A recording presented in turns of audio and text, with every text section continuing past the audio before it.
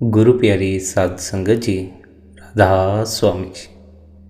प्यारी साध संगत जी, आप सभी के भीतर बैठे कुल मालिक को प्रणाम। आप सभी को प्रणाम। संगत जी, आज के इस रूहानियत भरे सत्संग द्वारा हम अपनी रूह को इसके असल घर सचखंड ले जाने के बारे में बड़े ही विस्तार से समझने वाले। इतना तो हम सब ने हर सत्संग में सुना है, हमारा यह देश, यह दुनिया, यह असल घर नहीं है। हमारा जो असल घर है, हमें उसकी पहचान नहीं है। इस दुनिया को हम अपना असल घर समझ लेते हैं क्योंकि हम अपने को देह समझ लेते हैं। जो देह के अनुभव में जीते हैं, अहंकार में जीते हैं, वे इस दुनिया को ही अपना असल घर समझ पाते हैं। वे इस दुनिया के परे अपने असल घर की पहचान नहीं कर पाते, क्योंकि देह का मारा तो इस दुनिया में ही अपना घर बनाएगा। जो देह के लिए जी रहा है, उसके लिए यहाँ के मकान मायने रखते, लेकिन जिसने अपनी आत्मा की पहचान कर ली, वह जानता है यह ईंटों पत्थरों के मकान उसके असल मकान नहीं, यह दुनिया उसका असल घर नहीं। और तो और यह अपनी देह भी अपना असल घर नहीं, कुछ वक्त के लिए मिली है, किराए का मकान है। जब अपना काम पूरा हो जाएगा, इस घर को छोड़ जाना। यह ईंटों पत्थरों का मकान जो हमने इस दुनिया में अपनी इस देह को रखने के लिए बनाया है, इसकी हिफाजत के लिए बनाया है, इसे धूप बारिश से बचाने के लिए बनाया है, यह तो हमने छोड़ना ही छोड़ना है। हमने अपनी यह देह भी छोड़ जानी, इसलिए हमारे लिए हमारी यह देह हमारा किराए का मकान है, असल मकान भी नहीं है। असल मकान तो हमारा बड़ी दूर है, हमारे भीतर है, उसकी हमें पहचान नहीं। संत महात्माओं ने बार बार हमें जगाया है और यही कोशिश की है कि कैसे भी करके वे हमें हमारे असल घर की पहचान करवा दें। भाव हमें उस तल का अनुभव करवा दें जो कि कभी मिटता नहीं, जो सदा से मौजूद है, जिसके होने में रत्ते भी फर्क नहीं पड़ता। हमारी देह गिर जाए तब भी हमारा होना शेष रहता है, और उस होने की अगर हमें जीते जी सुध आ जाए तो हमारा मरना बड़ा ही पुण्य का होगा। लेकिन अगर हम जीते जी अपने असल की पहचान ना कर सके तो हम मरकर सब कुछ खो देंगे। यह दुनिया का सामान जो हम इकट्ठा कर रहे हैं, यह तो हाथ से जाएगा ही, लेकिन जो मौका, जो अवसर उस मालिक ने हमें इस मनुष्य के जामे में दिया था, अपनी सूरत की पहचान कर लेने का, इस सूरत के असल घर की पहचान कर लेने का, हम उस मौके को भी खो देंगे। हमने बहुत से जन्म यूं ही बर्बाद किए, बहुत से अवसर मालिक ने हमें अपने तक पहुंचने के दिए, लेकिन हम सभी अवसरों को चूक गए। अंत में हम अपने को खाली हाथ ही पाते हैं। इसलिए संत हमें जगाते हैं और कहते हैं, ऐ प्यारे, कोई ऐसी कमाई कर जो मरकर भी तेरे साथ जा। ये दुनिया की कमाई यहीं रह जाएगी, तो सदगुरु के नाम की कमाई कर। कौन सा नाम जो तेरे अपने ही घट में मौजूद है, गूंज रहा है, जिसे सुनने से पापों का नाश होता है। जब तू उस नाम की सुध लेगा तो वह नाम तुझे तेरे असल घर की ओर ले जाएगा, तुझे उस मालिक के घर ले जाएगा जिसमें समाकर तेरा बेड़ा पार हो जाएगा। मोह माया और इस दुनिया में उलझी सुर्त को जगाने के लिए आप फरमाते हैं, धाम अपने चलो रे भाई, पराए देश क्यों रहना। सबसे पहले तो आप हमें समझाते हैं, यह संसार हमारा वास्तविक और स्थायी निवास नहीं है, हमारा सच्चा घर नहीं है। हम पराए देश में हैं, जहाँ कोई भी वस्तु नित्य नहीं है और ना ही अपनी है। हमारे चारों ओर 5 तत्वों यानी मिट्टी, पानी, वायु, अग्नि और आकाश से बना हुआ मन और माया का पसारा है। दूसरी ओर आत्मा सचखंड की रहने वाली है। प्रकाश तथा आनंद के सागर परमात्मा की बूंद है। यह शाश्वत आनंद के समुद्र की बूंद तो है ही, परंतु युग युगांतरों से मन का साथ लेने के कारण अति मलिन और अपवित्र हो चुकी है, जिस कारण यह अपने स्रोत को भूल चुकी है, अपने सच्चे घर सचखंड को भूल चुकी है। यह अपने घर निज घर को भूलकर इस संसार में ही रम गई है। आत्मा मन से बंधी हुई है और मन इंद्रियों के भोगों का गुलाम। इस प्रकार आत्मा कुसंगत का फल भुगत रही है और आवागमन के लंबे चक्कर में फंसी हुई है। केवल मनुष्य शरीर पाकर ही आत्मा किसी पूर्ण महात्मा की शरण में जाकर नाम का भेद प्राप्त कर सकती है तथा श्रद्धा और लगन से निरंतर अभ्यास करके 84 के इस जेल खाने से, जन्म मरण के इस चक्कर से, मन और माया के इस पसारे से मुक्त हो सकती है। प्रभु भक्ति तथा प्रभु प्राप्ति केवल मनुष्य शरीर में ही हो सकती। 84 लाख योनियों में से दूसरी किसी योनि को यह गौरव प्राप्त नहीं है। यह बड़ाई, यह महानता केवल मनुष्य को ही मिली है। देवी देवता और फरिश्ते भी मानव जीवन पाने की लालसा रखते हैं। 84 के बहुत बड़े तथा दुख और पीड़ा से भरे जेल खाने से बाहर निकलने का द्वार केवल और केवल मनुष्य शरीर ही है। परंतु अफसोस की बात है, हम विषय विकारों, इंद्रियों के भोगों को नहीं छोड़ते। हमारा मन इतना निर्बल तथा बेबस हो गया है कि जो इंद्रिय चाहे इसे खींचकर अपने घाट पर ले जाती है, परंतु यह कभी भी संतुष्ट अथवा तृप्त नहीं होता। जितनी इच्छाएं पूर्ण होती हैं उतनी ही और उत्पन्न हो जाती। यह जानते हुए भी कि भोग से रोग और रोग से शोक की उत्पत्ति होती है, फिर भी अपनी बुरी कामनाओं का त्याग नहीं होता। याद रहे कि इस जगत में किए गए हर कर्म का फल भोगना पड़ता। सबसे बड़ी सजा काम की है। गुरु अर्जुन देव जी का कथन है कि एक पल की काम वासना के बदले 1 करोड़ दिन नरक की अग्नि में जलना पड़ता। एक पल की विलासिता अथवा काम तृप्ति का दंड 33,000 वर्ष का कष्ट है। इस प्रकार का घाटे का सौदा तो कोई मूर्ख ही करना चाहेगा। हम कितने मूर्ख हैं जो यह नहीं समझ सकते कि जिस सुख का परिणाम दुख है वह सुख सुख कैसे हो सकता। बुद्धिमान व्यक्ति परिणाम को सदैव सामने रखते हैं। भाग्यशाली हैं वे लोग जो अपनी दृष्टि सदैव मंजिल पर रखते हैं, जो अंत को देखते हैं। हम तो अपने मन के पीछे लगकर कई तरह की मूर्खताओं में लग जाते हैं, कई तरह के भोगों के पीछे लग जाते हैं। इस पागल मन को मूर्खतापूर्ण कार्यों और निश्चित विनाश के मार्ग से हटाने को किस प्रकार बातें किया जाए, इसके बारे में समझाते हुए आप कहते हैं, ठीक उपाय ढूंढने से पहले हमें मन की प्रकृति अथवा स्वभाव के विषय में विचार करना होगा। जब तक हमने मन के स्वभाव को नहीं समझा, तब तक हम इस मन को विनाशकारी मार्ग पर जाने से रोक न सकेंगे, इसे मूर्खतापूर्ण कार्य करने से रोक न सकेंगे। इसलिए पहले हमें इसके स्वभाव को समझना होगा। हम जानते हैं कि मन स्वाद अथवा रस का लोभी है, परंतु यह कभी एक स्वाद, एक रस से सदा के लिए नहीं बन सकता। कोई रस, कोई सुख इसको सदा अथवा लंबे समय के लिए नहीं बांध सकता। जैसे ही इसे पहली वस्तु से अधिक सुंदर या स्वादिष्ट वस्तु मिल जाती है, यह पहली को त्याग कर दूसरी के पीछे भागना शुरू कर देता। यह कभी स्थिर नहीं रहता।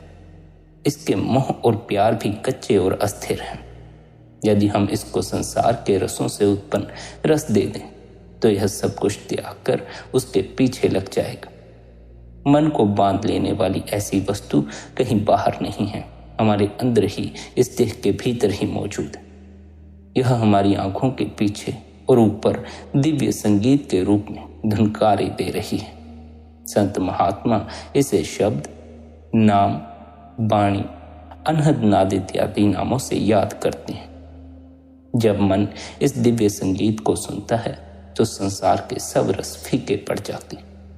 सब संत महात्मा कहते हैं कि परमात्मा हमारे अंदर है। केवल ध्यान को अंतर्मुख करने की आवश्यकता। हमारा ध्यान बाहरमुखी हो चुका।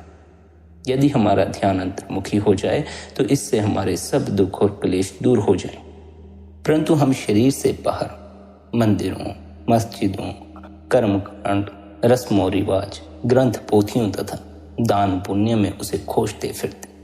इन सब का कुछ लाभ अवश्य है, परंतु ये हमें मन और माया के बंधनों में ही जकड़े रखते। ये कर्म और उसके फल के चक्कर से हमें मुक्त नहीं करवा सकते, क्योंकि शुभ कर्मों का फल भोगने के लिए भी हमें इस स्थूल संसार में जन्म लेना पड़ता। गुरु के उपदेश अनुसार सुरत को दृश्यमान संसार से हटाकर अंतर में तीसरे तिल पर एकाग्र करके नाम के साथ जोड़ने पर मुक्ति हासिल हो सकती। पूरे गुरु की सहायता के बिना परमेश्वर का मिलना असंभव है। भीतर हमारे जो शब्द मौजूद है उस तक पहुंच पाना असंभव है। केवल पूरा गुरु ही शरीर के 9 द्वारों से निकलकर सचखंड को जानने वाली 10वीं गली में प्रवेश करने का भेद दे सकता है। वेद, शास्त्र तथा अन्य सभी पवित्र ग्रंथ और सब धर्मों के संत महात्मा सूक्ष्म मंडलों में प्रवेश पाने के लिए किसी पूरे गुरु की आवश्यकता पर बल देते हैं। वास्तव में जन्म से मृत्यु तक मनुष्य को गुरु की आवश्यकता पड़ती है। वह कोई भी काम करे गुरु के बिना नहीं सीख सकता। मनुष्य का पहला गुरु उसकी माँ होती है, जो उसे बैठना, चलना फिरना, खाना पीना, कपड़े पहनना आदि सिखाती है। उसके बाद यह कठिन कार्य पिता, भाई, बहन आदि करते हैं और वह तोतली जुबान में बोलना शुरू कर देता। जब यह थोड़ा बड़ा हो जाता है तो मित्रों, बंधुओं और समान आयु वालों से सीखता। उसके बाद स्कूल, कॉलेज में जाने पर अध्यापक उसके गुरु हो जाते हैं। हम समझते हैं कि इन सब विद्याओं, कला, कौशल आदि को सीखने के लिए तो अध्यापकों और मार्गदर्शकों की आवश्यकता है ही, परंतु जब आध्यात्मिक विद्या सीखने का प्रश्न आता है तो हम सोचते हैं कि गुरु की कोई आवश्यकता नहीं। हम परमार्थ विद्या के गुरु की खोज नहीं करते, जबकि यह अन्य सब विद्याओं से कहीं अधिक कठिन तथा जटिल विद्या है। गुरु की सहायता के बिना आध्यात्मिक मार्ग पर एक पग चल सकना भी असंभव है। मौलाना रूम कहते हैं, यदि पथ प्रदर्शक साथ ना हो तो जिन गलियों से तुम कई बार निकले होगे उनमें भी मार्ग भूल जाने का भय रहेगा। जो मार्ग कभी देखा नहीं उस पर चलने के लिए तो और भी अधिक सावधानी की आवश्यकता।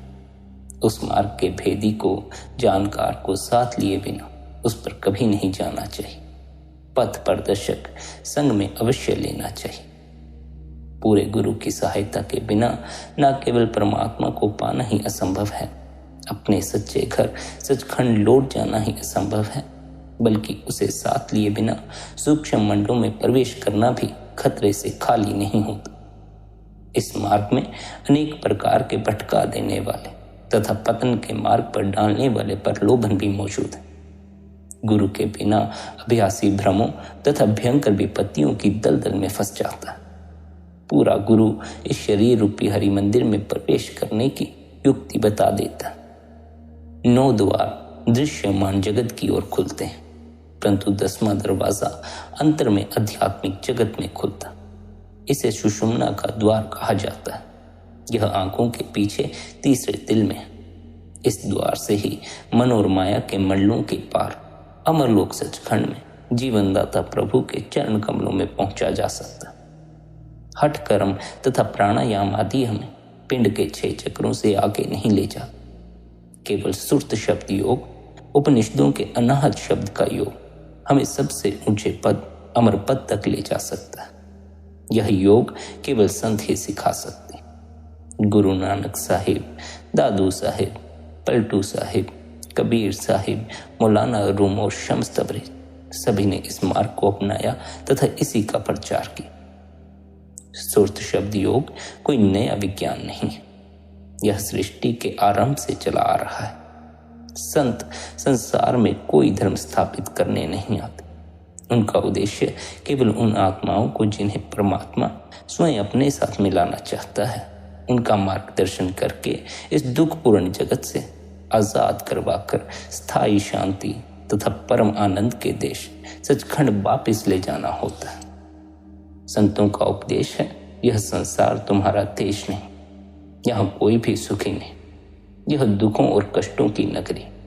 तुम सुख दुख उतार चढ़ाव के इस कारावास को छोड़कर निज कर लौटा। यह केवल मनुष्य शरीर में ही संभव हो सकता है। अगर मनुष्य का शरीर धारण कर लिया है तो इस मनुष्य शरीर का लाभ उठाओ। इस सुअवसर का लाभ न उठाया तो फिर बड़े ही दुख में पड़ो। किसी पूर्ण महात्मा की खोज करके उससे नाम का भेद जानो। सुरत शब्द योग की युक्ति सीखो। अंतर में तीसरे दिल पर परमेश्वर की धुन तुम्हें अपनी ओर बुला रही है। उसके साथ जुड़ो और उसके सहारे ऊपर चढ़ो। अपनी रूहानी तरक्की करो। जब तुम अंदर जाओगे तो शब्द तुम्हें शक्तिशाली चुंबक की भांति अपनी ओर खींच लेगा और प्रभु के चरणों में ले जाएगा, जहां से शब्द आ रहा है। यही संतों के उपदेश का सार है। संत महात्मा किसी को धर्म बदलने, घर बार त्यागने अथवा अपना रहन सहन बदलने को नहीं कहते। वे हमें पहले की तरह ही परिवार में रहने तथा स्त्री और बच्चों के प्रति अपना कर्तव्य निभाने का उपदेश देते हैं। वे हमें केवल यह ताकीद करते हैं कि और सब काम करते हुए अपने सबसे जरूरी कर्तव्य प्रभु की प्राप्ति के लिए भी प्रतिदिन नियम पूर्वक कुछ समय निकालो और अपने अंदर धुनकारे दे रहे मालिक की आवाज को सुनो, उस शब्द को सुनो। संसार में रहो पर बुद्धिमानों की भांति रहो। संसार व इसके पदार्थों का आनंद लो, परंतु इसकी असलियत को भी समझो। ये सब तुम्हारी सेवा के लिए है। इनसे पूरी सेवा लो, पर खुद ही इनके सेवक ना बन जाओ। तुम्हारा मन इन पदार्थों में इतना ना फंस जाए कि यह तुम्हारी सेवा करने की बजाय तुम्हें ही अपना सेवक बना ले। संसार से लगाव ना रखो। एक ऐसी अवस्था प्राप्त करो कि ना मिलने का हर्ष और ना छिन जाने का दुख हो। संसार में प्रभु के बनकर रहो, संसार के बनकर मत रहो। संसार का त्याग किए बिना मन से त्यागी बनो। यही सच्चा संन्यास है। यह वह सच्चा संन्यास है जिसका भगवे कपड़ों अथवा अन्य धार्मिक वेशों से कोई संबंध नहीं। एक संत कहते हैं, यह सच है कि तुम संसार को त्याग कर नगरों व ग्रामों से हटकर वनों और पर्वतों में रहते हो, नदियों व स्रोतों का जल पीते हो, कंदमूल खाते हो, नग्न रहते हो, दिन रात ग्रंथ पोथियों का पाठ करते हो और ओम का जाप करते हो। परंतु सोच लो कि यदि तुम्हारे मन में संसार के सुख की कण मात्र भी अभिलाषा है तो तुम पूरे संसारिक हो। त्याग तथा मोह दोनों का संबंध मन से है। बाहरी भेष और चिन्हों का त्याग से कोई संबंध नहीं।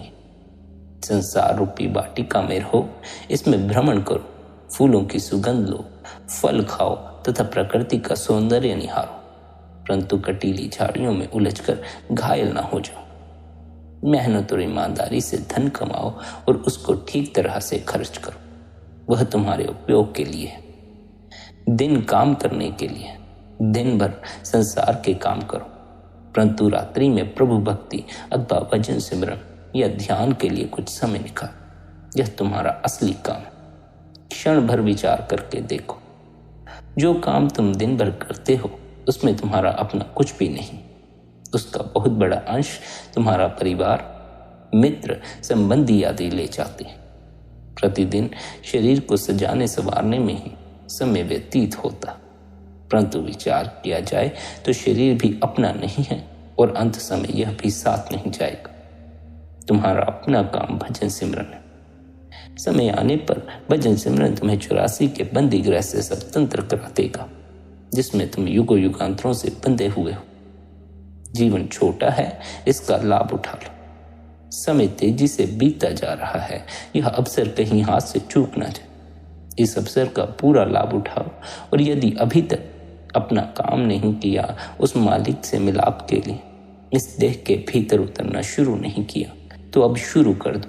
निरंतर भजन में बैठना शुरू करो, निरंतर ध्यान में बैठना शुरू करो। सच्चे गुरु की खोज करो और उसकी बताई हुई युक्ति को अपनाओ। जब गुरु से युक्ति मिल जाए तो आलस मत करो, निरंतर अभ्यास करो। वही अभ्यास भीतर उस परमात्मा तक पहुंचा सकता है, शब्द से जोड़ सकता है। निरंतर अभ्यास करोगे तो भीतर शब्द की ध्वनि सुनाई पड़नी शुरू हो जाएगी। फिर अपनी सुरत को शब्द के साथ जोड़कर अपने असली घर सचखंड वापस पहुंचो। केवल मानव शरीर में रहकर ही परमेश्वर की प्राप्ति हो सकती है, वह भी केवल पूरे गुरु की कृपा से। प्रभु की प्राप्ति के मार्ग पर जो सबसे बड़ी बाधा है वह हमारा मन है। मन स्वादों, रसों, भोगों के लिए युगों युगों से ललायित रहता आया है। इसी कारण यह अत्यंत चंचल हो गया है। संसार का कोई भी सुख इसे अधिक समय के लिए प्रसन्न नहीं रख सकता। बालपन में माता पिता से प्यार होता है, किशोर अवस्था में भाई बहनों, मित्र संगियों से तथा युवा अवस्था में पत्नी व बच्चों से प्यार होता है। जब अधेड़ अवस्था आती है तो यह धन संपत्ति, मान बढ़ाई के लिए हाथ पैर मारता, यह सुखों की मृग तृष्णा के पीछे भागता रहता है। स्थिति ऐसी है कि आत्मा मन के अधीन है और मन इंद्रियों का गुलाम बना बैठा। इसलिए जिधर मन जाता है आत्मा भी विवश होकर उधर ही खींची चली जाती। यदि मन शांत होकर संसारिक पदार्थों के पीछे दौड़ना बंद कर दे तो आत्मा एकदम अपने निज घर सचखंड की ओर उड़ान भर ले। मन ने ही जीवों को संसार के साथ बांध रखा है।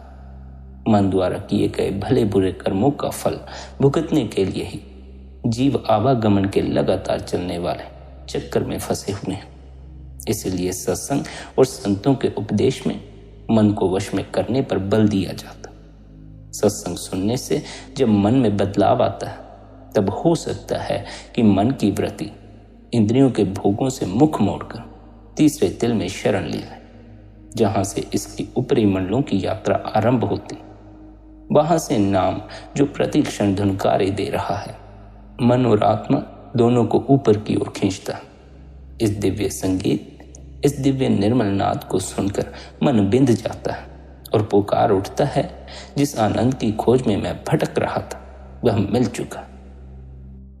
नाम के साथ जुड़ने के बाद इसे किसी दूसरी वस्तु की आवश्यकता नहीं रहती और संसार के सभी सुख व भोग फिर फीके लगने लग जाते।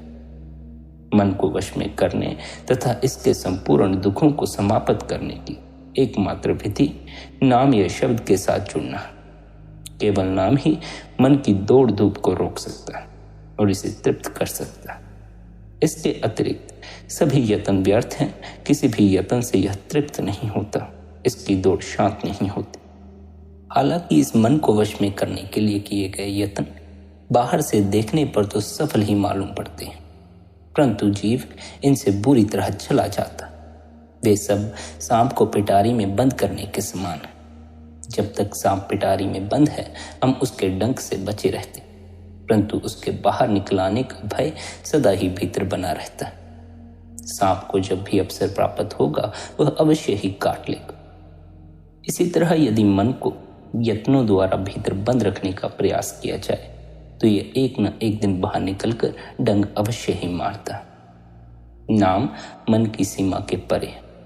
केवल नाम ही है जो इस मन को डंक मारने से रोक सकता है, हमें गलत तरह के मार्गों पर ले जाने से रोक सकता है। संत कहते हैं सभी मनुष्य नाम रूपी अनमोल रत्न प्राप्त करने के लिए इस संसार में आते, परंतु कोई विरले गुरमुख ही इस काम में सफल हो पाते। जो नाम प्राप्त नहीं करते उन्हें दोबारा जन्म लेना पड़ता है और माता के गर्भ में 9 मास तक उल्टे लटक कर घोर प्रायश्चित करना पड़ता है। उस समय आत्मा का ध्यान निरंतर तीसरे तिल में लगा रहता है और यही ध्यान उसकी रक्षा करता है। वह इस नरक से छुटकारा पाने के लिए प्रभु के चरणों में लगातार प्रार्थना करता है कि अब जन्म मिलने पर वह प्रभु को हरदम याद रखेगा। जब जीव का जन्म होता है तो सारे परिवार में प्रसन्नता की लहर दौड़ जाती और सब उससे प्यार करते हैं। उसे चारों ओर सुंदर दृश्य तथा नए नए पदार्थ दिखाई देते, जिन्हें देखकर वह माता के गर्भ में की गई प्रार्थना और प्रतिज्ञा भूल जाता। इस प्रकार वह परमात्मा को पूरी तरह भूल जाता। अंत समय में संसार की कोई वस्तु उसका साथ नहीं देती, फिर भी वह प्रभु को भूला रहता है और संसार की खातिर दौड़ते दौड़ते ही अपने जीवन को बर्बाद कर देता है। युवा अवस्था में तो वह धन संपत्ति, विषय वासना का पूरा दास बना रहता है। प्रभु का नाम जो उसे दुखों और बंधनों से मुक्त करने वाला था उसकी ओर वह ध्यान ही नहीं दे। वह प्रति क्षण माया के पीछे भागता है तथा थक जाता है और व्याकुल रहता है। इस प्रकार वह अनमोल जन्म यूं ही गवा देता है। वह न शब्द धुन को पकड़ता है और न ही मन को वश में करता। वह मनुष्य जन्म के महान व असली उद्देश्य को समझता ही नहीं। मनुष्य जन्म का असली उद्देश्य अपनी इस देह के भीतर छिपे उस मालिक से मिलाप कर लेना। उस मालिक से मिलाप करने के लिए, उस मालिक तक पहुंचने के लिए हमें अपनी इस देह के भीतर गूंजते शब्द या नाम को पकड़ना होगा। वह नाम, वह शब्द ही हमें उस मालिक तक पहुंचा सकता है, हमें परमात्मा से जोड़ सकता है। मनुष्य के सिवाय किसी भी योनि में जीव को प्रभु मिलन का सौभाग्य प्राप्त नहीं हो सकता। मनुष्य भी तीसरे तिल में ध्यान एकाग्र करके दिन रात धुनकारे देती हुई नाम या शब्द की ध्वनि को पकड़कर ही प्रभु से मिल सकता। सब जीव 9 द्वारों यानी 2 आंखों, 2 कानों, नाक के 2 छिद्रों, मुंह तथा नीचे 2 इंद्रियों के छिद्रों में कैद है। ये 9 द्वार मन और आत्मा को बाहर के संसार से जोड़ते, परंतु तीसरे तिल में छिपा हुआ 10वां दरवाजा इसे परमात्मा से जोड़ता। जब तक मन 9 द्वारों में बंधी बना रहता है, तब तक 3 गुणों से बने इस माया के देश का वासी रहता है। ये त्रिगुणी हमें लुटेरों के समान लूटते हैं और इनके कारण हम अपने स्रोत को भुला देते हैं। त्रिगुण यानी सतोगुण, रजोगुण व तमोगुण। इनमें से तमोगुण सबसे निकृष्ट तथा विनाशकारी। यह जीव से बड़े बड़े पाप और खोटे कर्म करवाता है। रजोगुण कई प्रकार के प्रलोभनों का जाल बिछाकर जीव को फंसाए रखता है और संसार से बांधकर व्याकुल किए रखता है। दूसरी ओर सतोगुण दया, सदाचार, भक्ति भाव आदि शुभ गुणों को उत्पन्न करता है। मानव शरीर उन्नति की सीढ़ी का अंतिम डंडा है, जिससे आगे परमेश्वर प्राप्ति की छत है। तीनों गुणों को पार किए बिना प्रभु की प्राप्ति असंभव है। तीनों गुणों से ऊपर सहज अवस्था है, जो पार ब्रह्म से शुरू होकर सचखंड तक चली जाती है। यह पूर्ण शांति व स्थायी आनंद की अवस्था है। इन तीनों गुणों में सहज नहीं है। यह जो अवस्था है चौथे पद में है और किसी गुरुमुख को ही प्राप्त हो सकती।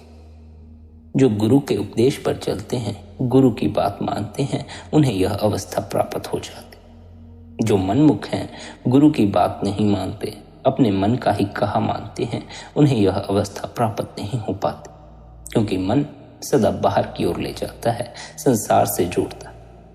केवल गुरु ही है जो हमारे मन को भीतर की तरफ मोड़ सकता है और हमें भीतर के शब्द का स्वाद चखा सकता। सहज अवस्था प्राप्त करके जीव 84 के बंधनों से मुक्त होकर प्रभु का प्रिय पुत्र बन जाता। यह अवस्था सद्गुरु द्वारा दिए गए नाम का निरंतर अभ्यास करने और उनकी मौज में रहने से प्राप्त होती। शंका करना हमारा काम नहीं है।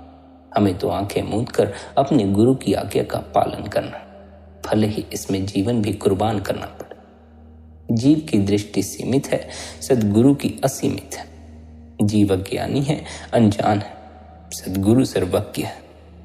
हम मन के पीछे लगकर अपनी अकल में फंसकर गुरु पर भी शंका करनी शुरू कर देते, लेकिन मन बुद्धि से कुछ नहीं मिल सकता।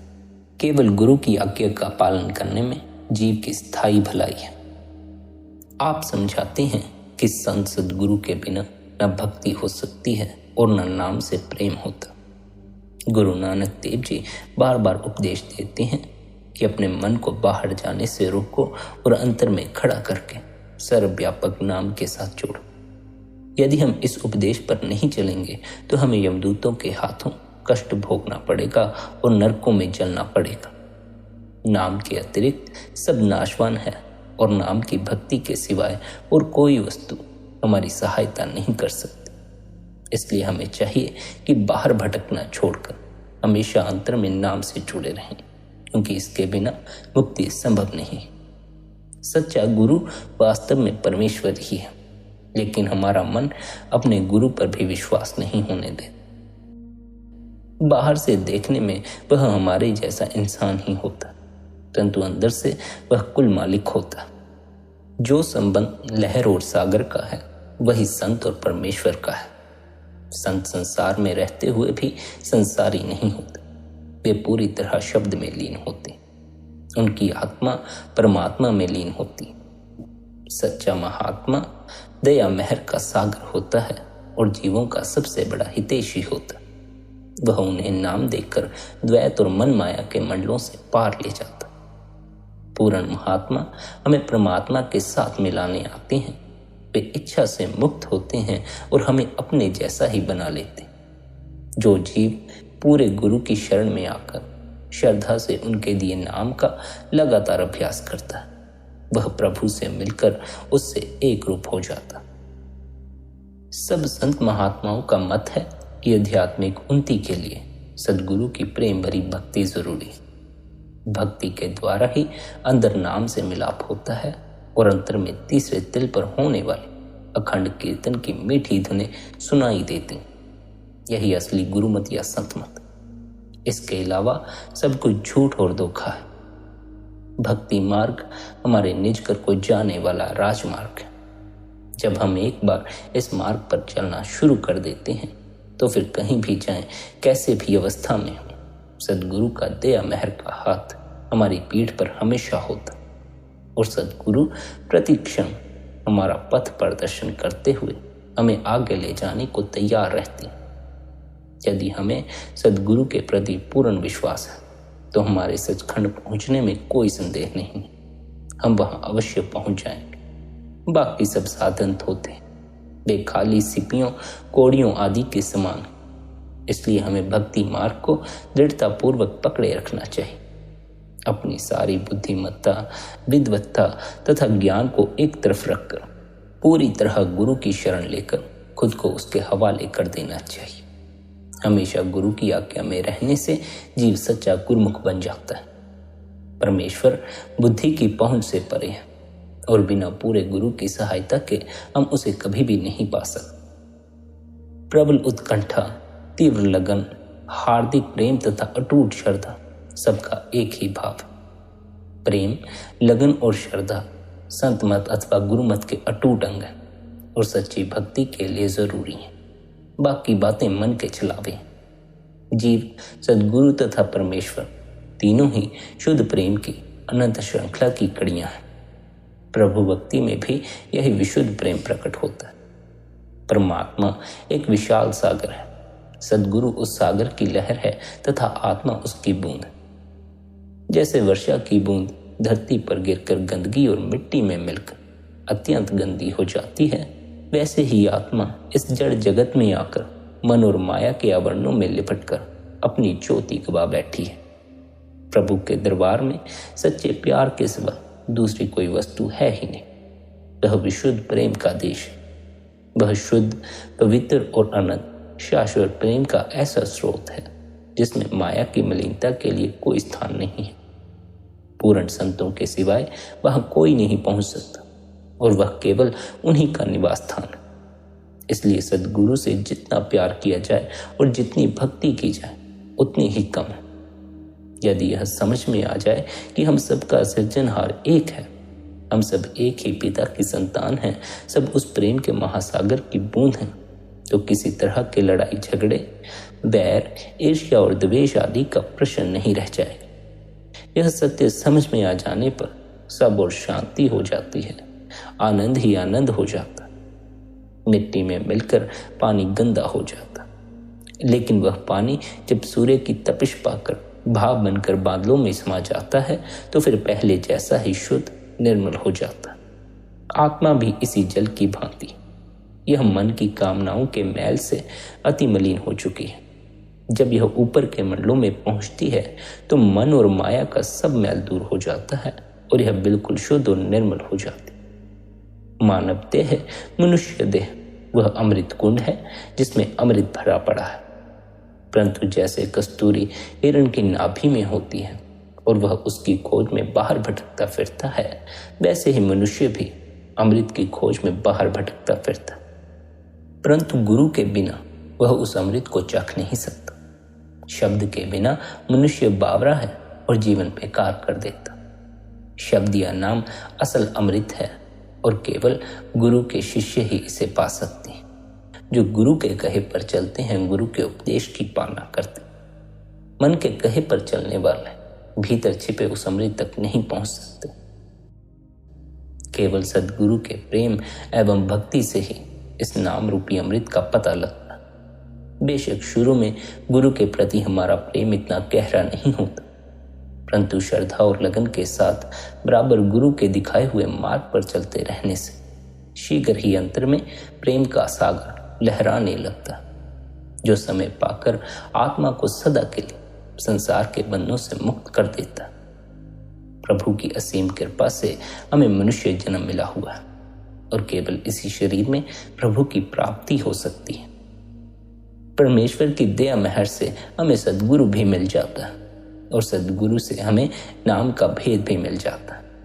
लेकिन यदि हम गुरु से नाम का भेद लेकर भी मालिक की भक्ति न करें, ध्यान न करें, अपने भीतर न उतरें, अपने भीतर उस परम रस की खोज न करें, तब फिर हमने अपना यह जीवन बर्बाद कर दिया। हमारा कर्तव्य है कि हम सद्गुरु के उपदेश अनुसार चलें। यदि हम सच्ची लगन से गुरु के उपदेश की पालना करेंगे, गुरु के प्रति हमारा विश्वास होगा, प्रेम होगा, तब हमें स्थायी आनंद प्राप्त हो जाए। शब्द से जुड़ने और प्रभु से मिलाप में ही सच्चा सुख व आनंद मौजूद है। उसके अतिरिक्त संसार में भटकते रहने में केवल और केवल दुख ही हासिल होता है। जो जीव भक्ति के मार्ग पर चलना चाहता है, उसे कुछ शर्तें अवश्य पूरी करनी पड़ती। इस मार्ग पर चलने के लिए पद और समाज में मान बढ़ियाई का विचार त्यागना पड़ता। समाज द्वारा की गई निंदा, उलाहने और आलोचनाएं सहन करनी पड़ती और इन पर ध्यान नहीं देना होता। निंदा, अपशब्द व दुर्व्यवहार प्रेम और भक्ति की गली के चौकीदार। ये प्रेमी के मन की मलिनता को धोकर उसे निर्मल बना देते। उसे मित्रों, बंधुओं, संबंधियों आदि के विरोध का सामना करना पड़ता है तथा रीति रिवाज और कर्मकांड का त्याग करना पड़ता है, जो उसे बाहरी जगत में भटकाते रहते। लालच, कुटिलता, बेईमानी तथा वासना से बचना पड़ता। प्रभु के प्रेमी को ऐसी सहज अवस्था प्राप्त करनी पड़ती है जिसमें मान प्राप्त होने से प्रसन्नता अथवा अपमान से दुख न हो। मान और अपमान को समान दृष्टि से देखना, निंद को तथा प्रशंसकों दोनों के प्रति उसे उदासीन रहना पड़ता। भक्ति मार्ग पर चलने वाले जीव को निर्भीक तथा साहसी बनना पड़ता है। यह विश्वास रखना पड़ता है कि प्रभु की आज्ञा के बिना पत्ता भी नहीं हिल सकता। चिंता अभ्यास में अड़चने डालती। जब तक संसार का भय पूरी तरह समाप्त नहीं होता तथा संदेह नष्ट नहीं होता, भक्ति स्थिर नहीं रह सकती। जो लोग प्रभु के प्रेमियों का अपमान करते हैं, वे भक्ति तथा उससे प्राप्त होने वाली शांति की महिमा नहीं जानते और बहुत हानि उठाते हैं। अभ्यासियों को मन मत का त्याग करके गुरु मत ग्रहण करना चाहिए। यदि वह अपने आप को गुरु शरण रूपी किले में बंद करके दृढ़ विश्वास व प्रेम से गुरु की आज्ञा का पालन करते रहें, तो उन्हें कोई चिंता करने की आवश्यकता नहीं रह जाती, कोई भय नहीं रह जाता। अभ्यास से ही मनुष्य किसी कार्य में पूर्ण निपुणता प्राप्त कर सकता है। प्रारंभ में साधक के मन में कई प्रकार के संदेह होते हैं, परंतु दृढ़ता तथा सच्चाई के साथ यत्न करते रहने से, निरंतर अभ्यास करते रहने से धीरे धीरे उसका हृदय पवित्र हो जाता है और उसमें असीम प्यार जाग उठता। केवल दिखावे से कुछ नहीं बनता। दिखावे का प्रेम किसी काम नहीं आता। दिखावे की श्रद्धा, दिखावे का विश्वास किसी काम नहीं आता। प्रेम और भक्ति की कमी तो दृढ़ निश्चय के साथ और ज्यादा भजन सिमरन करके ही दूर की जा सकती है। सद्गुरु में अटूट विश्वास से अंदर नाम प्रकट होता, जो संसार के सब दुखों के इलाज की समर्थ दवा है। परमात्मा का नाम सर्वशक्तिमान, सर्वव्यापक को सारी सृष्टि का करता है। उस नाम को जीव अपनी शक्ति या बुद्धि और चतुराई द्वारा प्राप्त नहीं कर सकता। नाम परमात्मा के समान महान और ऊंचा है, इसलिए यह केवल परमात्मा की कृपा द्वारा ही मिल सकता है। नाम उस परमात्मा का सबसे बड़ा और सबसे श्रेष्ठ प्रसाद है, क्योंकि नाम को पाकर जीव उस नामी से मिल जाता है, यानी उस मालिक से मिल जाता है, उस परमात्मा से मिल जाता है। नाम और नामी की अटूट प्रतीति है, क्योंकि जहां नाम पहुंचता है वहां पीछे पीछे नामी यानी परमात्मा को जाना पड़ता है। इसलिए नाम का प्रसाद केवल उस सौभाग्यशाली जीव को मिलता है जिसके भाग्य में वह नामी स्वयं लिख देता है। आप समझाते हैं जीव परमात्मा के हुक्म, भाणे या रजा से रचना का हिस्सा बनता है और उसके भाणे या उसकी रजा से ही वह नाम को पकड़कर नामी तक वापिस पहुंच सकता है। किस जीव ने कब रचना से मुक्त होकर रचयिता के नाम में समाना है, इसका निर्णय वह सृजनहार स्वयं करता है।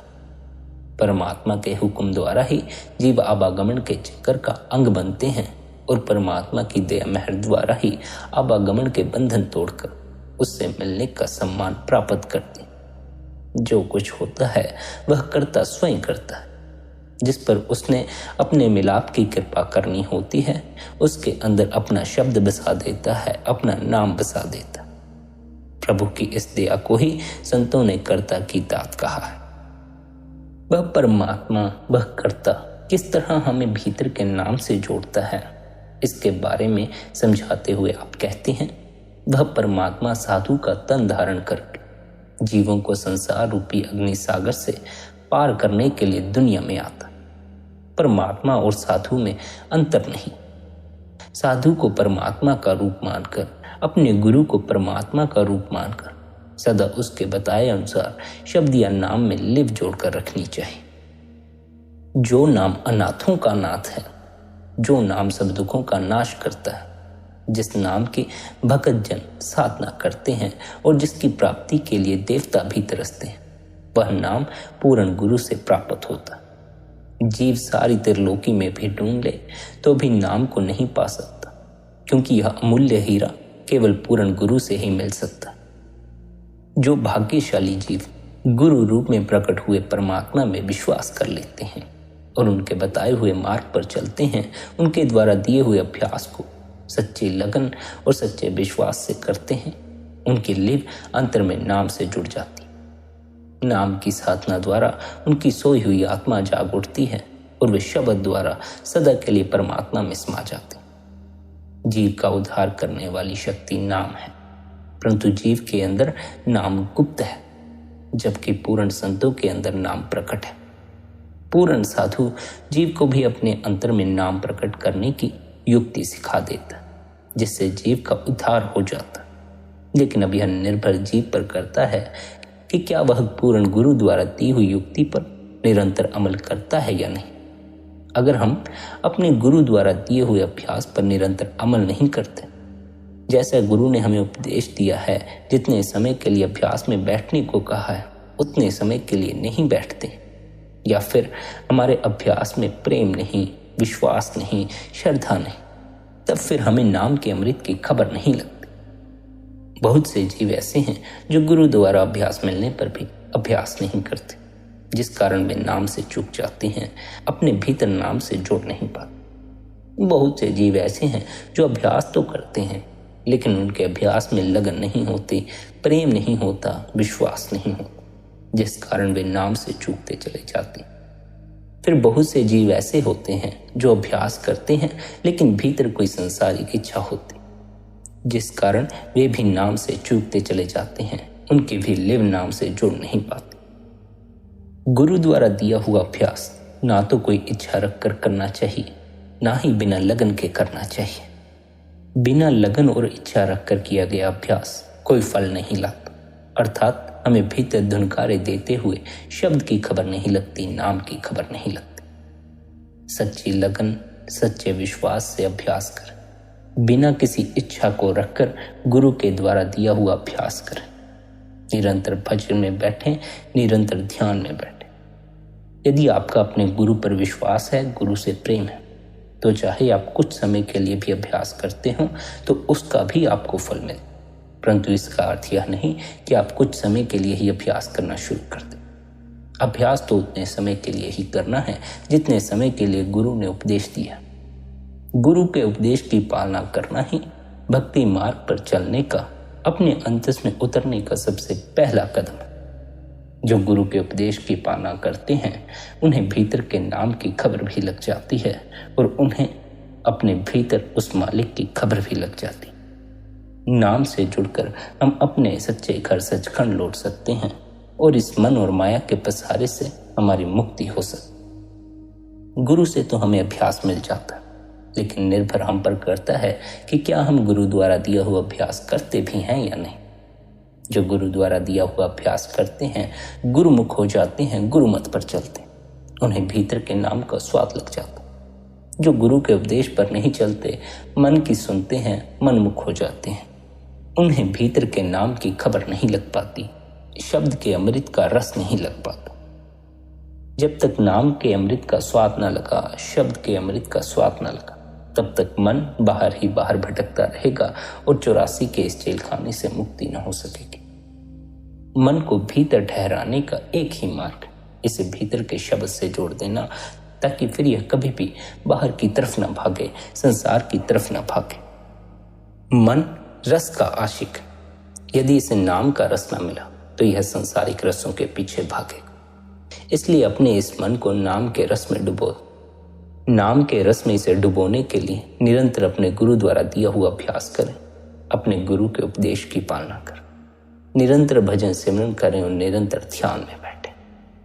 प्यारी संगत जी, यदि आज का यह सत्संग आपको अच्छा लगा हो तो आज के इस सत्संग को आप अपने मित्रों और संबंधियों के साथ शेयर भी कर सकते हैं। साथ ही आप शबद सत्संग चैनल को सब्सक्राइब करके हर रोज सुबह 5:30 बजे सत्संग का आनंद ले सकते हैं। बाकी आपकी अपनी मौज है। अपना ख्याल रखें। आप सभी के भीतर बैठे कुल मालिक को प्रणाम। आप सभी को प्रणाम। इतने प्रेम और प्यार से आपने सत्संग को सुना, उसके लिए आप सभी का धन्यवाद। राधा स्वामी जी।